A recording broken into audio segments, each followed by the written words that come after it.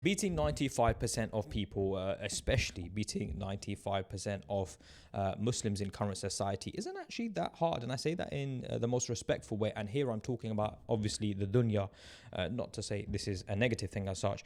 But if you think about it from people's perspective, you are right now working a job. You're in your 20s, you're working a job, or you're in your 30s, you're working a job, and you're paying your bills, you're getting by, and you've got a goal in mind. You're like, you know what, if I keep saving £100, £500, £1,000, and so on and so forth.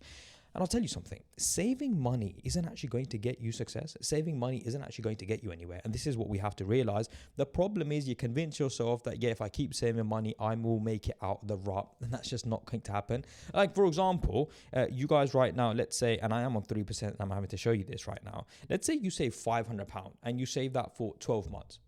Okay. So that's £6,000 to you.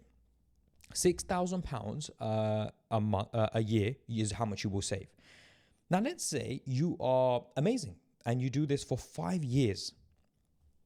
£6,000 times 5. You're going to have £30,000 saved after 5 years, right? Now, for those that are in their 30s, I'm going to need you to back me up on the comments here. I wish life was that easy and the tires didn't mess up, the boiler didn't mess up, something didn't go wrong in life, and therefore, everything was perfect, because the truth is it's not. And saving £500 a month every single month for 5 years is close to impossible. Very, very few top 1% of people will end up doing something like that. But it's hard, man. Saving five and doing that for 5 years. So now, but the point here is, after 5 years, you're going to have £30,000 saved. And so actually, the solution, what's the point I'm trying to make here? The point I'm trying to make here is this. You are on a path where you think you are comfortable, and you can just keep saving, you keep working a job, and you'll make it out. But that's not actually true. But the thing is, it's easier to convince yourself that I'm just going to stay comfortable, I'm going to keep paying the bills, I'm going to keep saving, and I'll be okay.